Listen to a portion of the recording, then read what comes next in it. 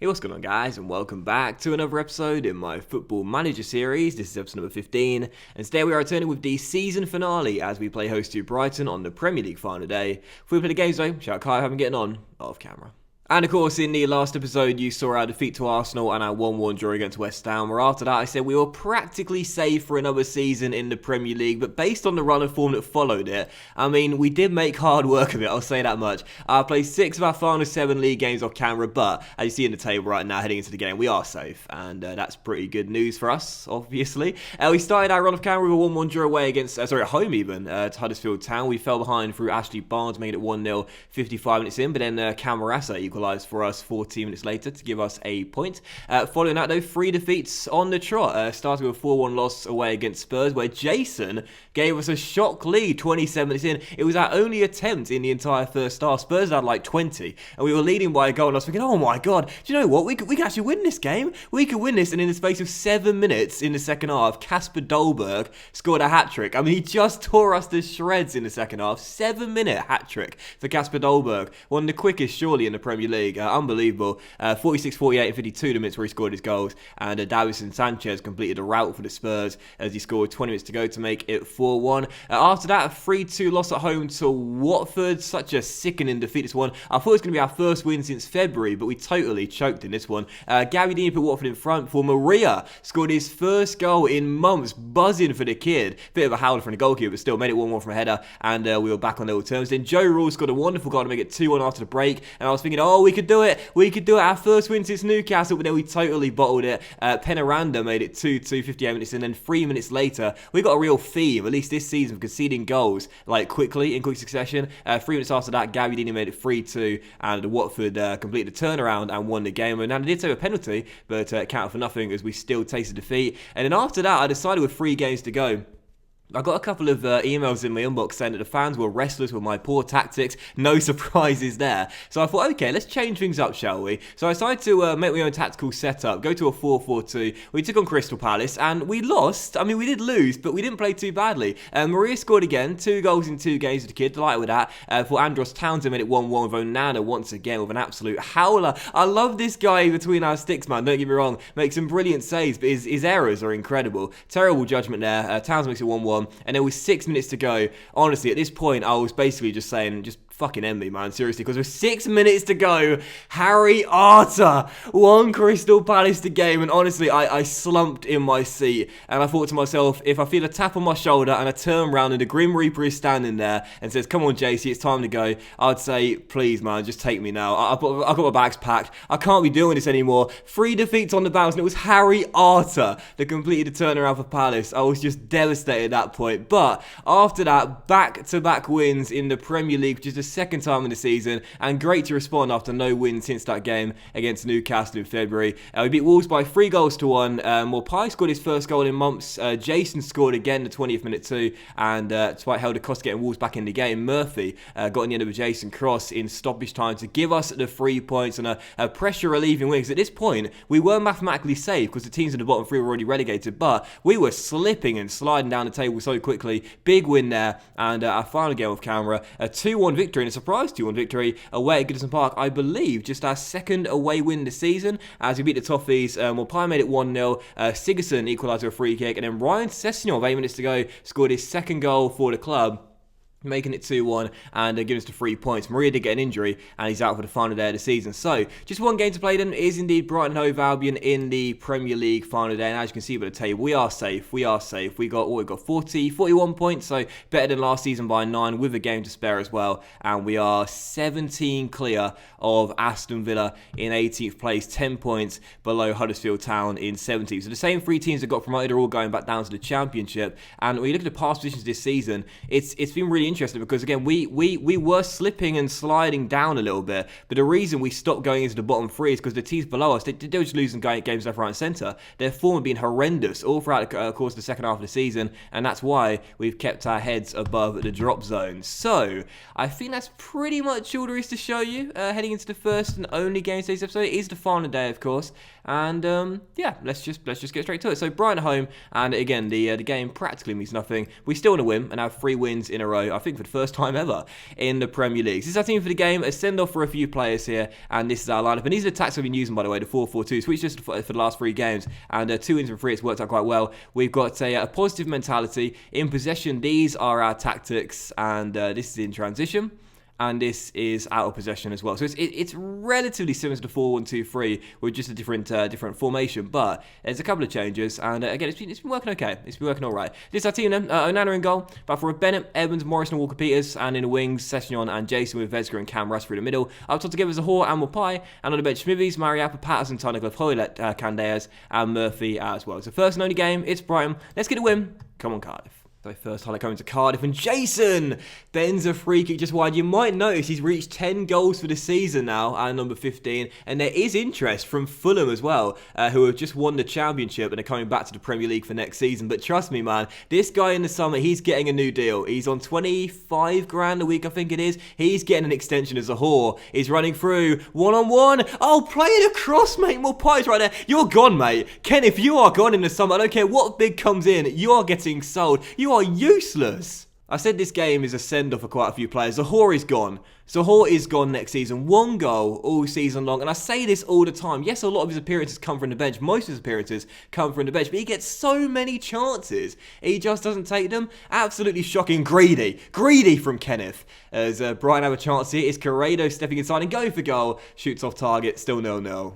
Jason sends it long, and oh, Kenneth, this time, there it is! There it is, he only scores on camera. Kenneth Zahor makes it 1-0. Maybe I'll take that back then. Maybe you could redeem yourself with a couple of goals on the final day. Beautiful ball by Jason, though, and again, this guy, man, seriously, he's got the most assists in our team, the most goals in the team, the highest average rating, I do believe, most player in the match awards. Where would we be without our number 15? Absolutely brilliant ball. Zahor would have finished 1-0 Cardiff. He shut me up. And also, I'll tell you what, man, I'm surprising myself here with these tactical alterations. I don't expect it to last, but at the moment, this is working really well, this 4-4-2. I gotta be honest, I'm stunned by how well we've played of it. And as things stand, again, 45 minutes away from our 3rd win in succession for, I believe, the first time in the series. So second half to begin, still 1-0. As Jason's going to take a free kick and goes for goal, but puts it off target. Chance for Brighton to get back on level terms, though. Is Correa finds a bit of space and fires just off target. We haven't had a clean sheet in several months. I can't remember the last time we shut a team out. I think it was the FA Cup 3rd round against Leeds at the start of January. So as things stand, we'll get one here. I'm going to bring on Tunnicliffe for perhaps his final appearance in a Cardiff shirt for Mikel Vesga. And that'll do for now. 15 minutes to go. Almost there. Here's Jason to Camras and now Ryan Tunnicliffe looking for a teammate. Finds our number 15. He's at the heart of everything, Jason. He goes for goal. Oh! Give him a contract extension and put a ring on his finger. Jason makes it 2 with a sensational goal. And Tunnicliffe, in perhaps his final appearance for the club, gets his first assist for the club as well. But to be honest, he didn't really have much involvement other than just giving the ball to Jason. Knocks it to him. He steps inside with a weaker left foot. Gives Matty Ryan no chance. I'll tell you what, man, this guy, where would we be without Jason? Well, I'll tell you, in the Championship right now. The guy is absolutely phenomenal. It's our 3rd win on the trot for the first time in the series. It's our first clean sheet since, again, I believe Leeds United in January. So Onana's first clean sheet since 2019. Buzzing with that. And a great way to end the season. We'll cement our place as 14th in the table. And there it is. Final score, Cardiff 2, Brighton 0. And you best believe the first piece of business are we doing in the summer transfer window is not making a new signing, but signing Jason to an extension. He's got 2 years left of his deal. That's not enough. We need to give him an 8-year contract. Make sure this guy is going absolutely nowhere. So 2-0 the final score. And the Premier League final table is going to look like this. Liverpool were crowned champions heading into the game regardless. Manchester United finishing 2nd, Arsenal 3rd. And Manchester City in 4th. I believe that was already confirmed before the final day. Chelsea, Bournemouth and Spurs wrap up the Europa League places. And as to the bottom 3, this was confirmed about 3 or 4 weeks ago. Sheffield Wednesday, Stoke and Aston Villa back down to the Championship after all 3 came up last season. So that will do it for the Premier League. Excellent end to the season. And I got to be honest, man, that was a really weird campaign because when you look at the form we had throughout the course of the season, We started off okay with 2 wins in 3. We weren't doing too badly. Then we went into free fall. Then we had a nice little run between December and January. And then again, it was another free fall. It was like little patches in the season where we did well, patches in the season where we did really badly. It was a bizarre campaign, ending with 3 wins on the trot. So it was fitting, really. But again, great to guarantee our survival. And it was really, again, our home form did it for us this season. At Wales this year, we would have been in the top 10. We were superb in front of our home crowd this season. In fact, we won almost half of our games. Well, not really almost half, but 8 wins in 19. That's really impressive at home this season. I believe we only got 1 away win all season long. No, 3. Okay, fair enough. But still, that's really poor. And that would have put us just above the relegation zone. So, yeah, it was really our home form that did it for us this season. So, great way to end the campaign. 2-0 win. Absolutely buzzing. So what we'll do to end the season off is we'll take a look at the end of season awards, we'll take a look at the season review, we'll do the team meeting, and of course check out our budget for the new campaign as well. So this is our overall best 11 so far. All these players still at the club, which I absolutely love. And our end of season awards, no real surprise for fans player of the season. It's our boy Jason, who by the way is also has me as a favourite personnel. That's fantastic. You gotta love that, right? So Jason, fans player of the season. Goal of the season went to Murphy against Stoke, although we can't watch it for some reason. I don't even remember it. Fair enough. Johnny Evans. I think that's a great decision as well. Johnny Evans was our sign of the season. £3 million from Leicester, averaging a 7.05. He bagged 3 goals, his best goal scoring season for a centre back, and he got 2 assists as well. That was a bargain, Johnny Evans. And also the young player of the season went to Onana. I mean, he had a lot of howlers, but to be fair, wasn't that bad. 7 clean sheets in 35. He's only 24 as well, so there's a lot of room for Anand to get better. Out of 19 determination, I'm sure he will. Fueler tipped Cardiff to have been capable of avoiding relegation heading into the season, but the Bluebirds confounded every expectation by achieving a solid mid-table finish. The Bluebirds were one of the competition's surprise packages, consistently defying expectations and, owing to a largely impressive spell of form between April and May that saw them rise to 14th, were able to celebrate a successful campaign. Absolutely right. Match of the season, which is rare. Absolutely right. Match of the season, our 4-0 victory over Aston Villa. That was a great win for us, and our moment to forget was the final defeat away at Old Trafford. The competition expectations this season, we did actually fail in the Carabao Cup, but we reached the 4th round in the FA Cup, and again, at the moment, as I said before, the Cups I'm not one bit fussed about. As long as the board only care about the league, or really only care about the league, then we're okay, because our expectation was to avoid relegation, and we did that with several games to spare, so buzzing with that. And for our end of season team meeting, I'll say to the boys, let's say, do you know what? Let's be positive. Let's be brave. We've done well to avoid relegation, and we'll do just as well to make sure we aren't involved. Oh no, actually no. I'm not saying that.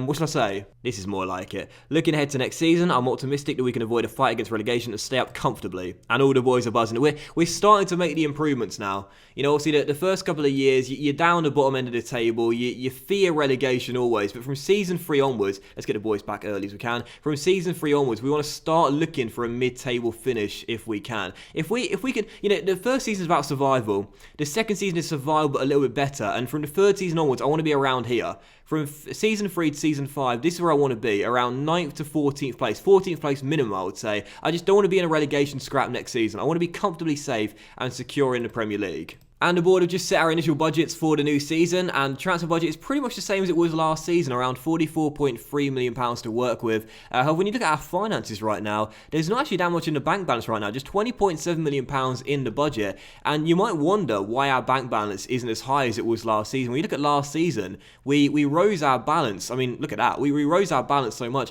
and the reason being is because this season we've had a lot more expenditure than we did last season, and particularly in the non-football cost category. We've gone from spending £3.4 million in the season to £9.1 in the space of 12 months. Our wages have also gone up around £6 million as well, but that's a big cost in non-football costs there. And I looked into this, did a bit of research. Non-football costs, it sounds quite ambiguous. It says amount of non-football staff wages paid out by the club. That's for things like receptionists and your staff that aren't actually your staff in the game, if that makes sense, and also things like policing costs and travel and stuff like that. So that's what non-football cost comes under, and I believe, and yeah, so it's a lot of money spent in this year compared to last year, but that's due to the fact our club is growing in reputation. When your club grows in reputation and stature, you therefore have to spend a lot more money to maintain the club and to maintain the reputation. So that's pretty much it, I believe. Is there anything else I want to show you? I'm not sure. Nope, I think that's pretty much it. So we will end the season there. One final look at the Premier League as a whole, and also the Championship as well, where once again, Queen's Park Rangers have been crowned champions. They'll be up with QPR next season in the Premier League, and one of Blackburn, Leeds, Leicester, or Burnley as well. And Millwall survived. Get in, boys. So that will end today's episode and the season finale of the Football Manager series, guys. So a big thank you for watching. I really hope you have enjoyed it. And if you did enjoy the season finale, then please do drop a like, as likes are, of course, very much appreciated. And you really help the channel out as well. Much love to you all. Have a fantastic day, and don't forget, I'll be returning with the new season on Thursday afternoon. Season 3 will be beginning. I'll be playing through all of pre-season tomorrow, and if you want to stay up to date with the save as well and wonder what's going on through pre-season, then follow me on Twitter. It's at Docklanders. There's a link to my Twitter in the description of every single video. I regularly tweet out like screenshots and little things that are going on throughout the save before the in between episodes. So yeah, follow me on Twitter if you're not already, and you'll see a few things through pre-season, and I might tease you with 1 or 2 signings as well. So have a great day, guys. Much love to you all. Thanks for supporting the series so far. I am absolutely in love with this save, as you can probably tell. And yeah, I will see you for the new season of Football Manager on Thursday afternoon. Bye now.